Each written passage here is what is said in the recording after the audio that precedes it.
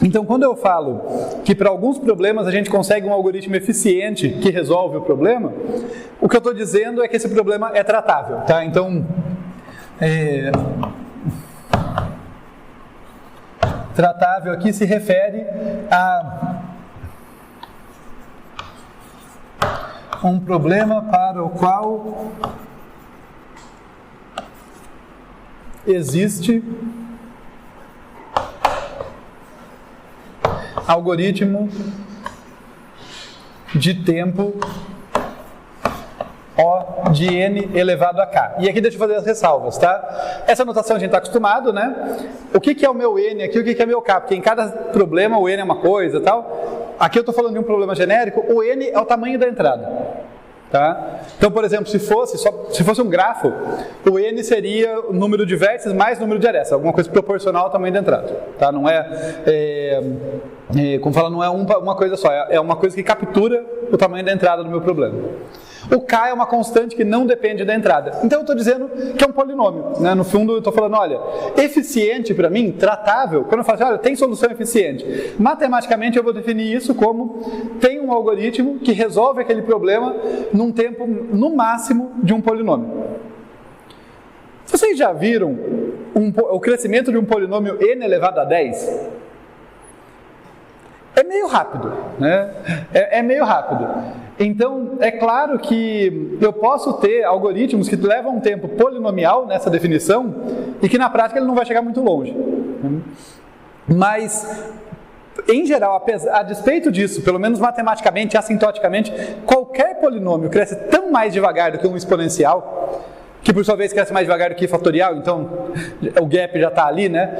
É que isso funciona bem para a gente separar, sabe? Olha, seu tratável, algoritmo eficiente vai ser sinônimo para mim de, no pior caso, limitado por um polinômio. Claro que na prática a gente quer um k pequenininho ali, um k1, 2, 3, não vamos passar muito disso, né? Porque daí significa que a gente de fato consegue resolver o problema usando esse algoritmo para instâncias grandes, né? Ou pelo menos médias grandes ali, dependendo do tamanho do k.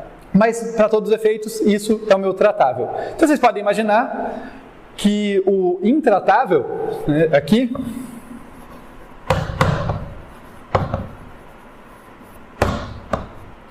vai ser aqui o caso contrário, né? Vai ser, olha, se não existe esse algoritmo, se não existir um algoritmo polinomial, eu vou falar que esse problema é intratável. De novo, eu estou definindo formalmente aqui para vocês, mas é bom a gente saber que tem exceções, né? Toda definição matemática ali, ela tenta modelar de modo mais simples, mais objetivo a coisa. A prática, né, a natureza, ela tem exceções. Então, só para fazer esse acknowledge, né, só para deixar claro que essas exceções existem, existem alguns problemas importantes que os melhores algoritmos conhecidos para eles levam tempo exponencial no pior caso, mas esse pior caso é tão raro que na prática esse algoritmo funciona e o problema na prática é tratável, tá?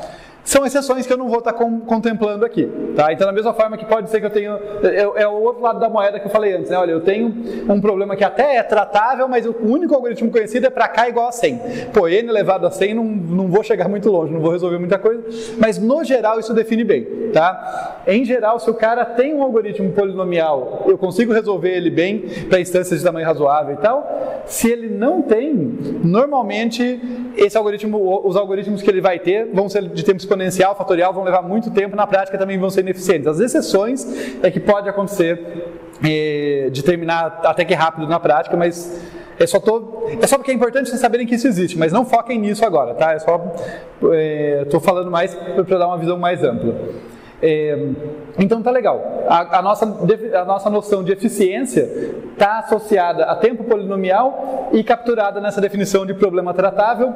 Uma última observação antes da gente avançar: cuidado com esse in, tá? Esse in remete muito a impossível, né? Tem o tratável e o intratável. O intratável não é impossível de tratar. A gente usa muita criatividade aqui na computação, vão ter problemas tecnicamente nessa categoria aqui, que a gente precisa dar um jeito.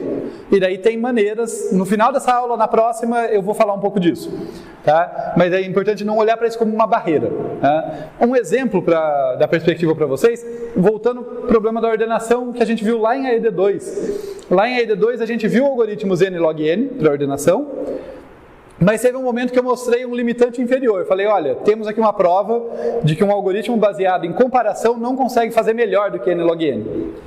E logo em seguida a gente viu que dá para fazer uns algoritmos que não são baseados em comparação, counting sort, radix sort, que em situações específicas contornam essa dificuldade, conseguem ter um tempo mais eficiente em situações específicas. Não são de propósito geral, mas dá para contornar. É parecido com o que a gente vai fazer aqui. Tá? Então não olhem para esse intratável como uma barreira intransponível. Dá para contornar, não dá para ela deixar de existir, mas dá para contornar. Tá? Mas, de novo, isso é importante para manter a mente aberta, mas no momento a nossa simplificação é essa. Problemas fáceis, problemas difíceis, seria essa a ideia, né? Sei tratar em tempo polinomial? Não sei, então o problema é mais complicado. Tá legal? Passei a definição.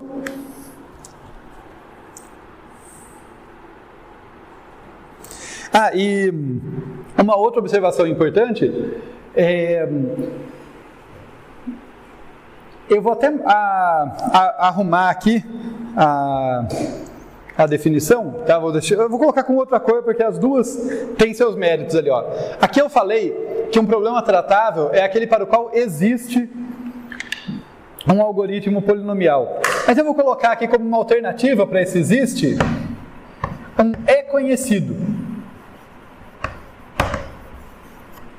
Tá? Por que isso? Para já começar a mostrar para vocês uma das dificuldades que vai remeter lá, vai chegar lá na questão P versus NP, que eu falei que é a questão mais importante da computação e tal, que é o seguinte: se o cara é tratável, eu consigo cravar. Ordenação é tratável, não tem dúvida. Eu apresento o algoritmo e ele é um algoritmo que leva tempo polinomial, então acabou, consigo tratar ele em tempo polinomial. O intratável está no ramo do nosso desconhecimento. A menos que eu apresente uma prova de que não existe um algoritmo polinomial, o máximo que eu posso dizer é, não sei. Né? Ele é intratável? Parece. Mas pode ser que você invente um algoritmo polinomial. Vai saber. A gente só não sabe até o momento. Tá? A gente vai chegar numa certificação de dificuldade maior do que essa, mas a gente parte de um desconhecimento. Tratável a gente crava. Intratável é um limbo. O problema é intratável? Até o momento ele está nessa categoria. Mas se ele é mesmo, não temos como afirmar a princípio. Fazer prova limitantes inferiores é muito mais difícil, né, do que limitantes superiores. Qualquer algoritmo para um problema é um certificado de que eu consigo resolver aquele problema naquele tempo. Agora, mostrar que, olha, não é possível ter um algoritmo que resolva num determinado tempo, não é possível ter um algoritmo polinomial, é mais complicado. Né? Tá legal? Próximos passos aqui. Tá, agora eu vou falar para vocês de uma listinha de problemas e já vou pedir cuidado para não ficarem sobrecarregados. Quando a gente vai estar trabalhando nas aulas, eu apresentava o quê? 2 problemas por aula, né? As aulas mais densas tinham 2 problemas. Aqui eu vou apresentar uns 10. Mas calma, nós não vamos pegar cada um, ver com detalhes, formalismo, projetar algoritmo, não é isso. Eu só quero apresentar alguns problemas com uma definição, a própria entrada, a definição da entrada e da solução de modo mais informal, só para vocês pegarem o feeling de que, olha, não é óbvio se um problema é tratável ou intratável. Acho que vocês vão perceber que problemas muito parecidos podem estar de um lado ou do outro. É importante contemplar isso, tá? E como a gente viu majoritariamente problemas tratáveis no curso, eu acho que é legal trazer aqui para a gente ver esse contraste.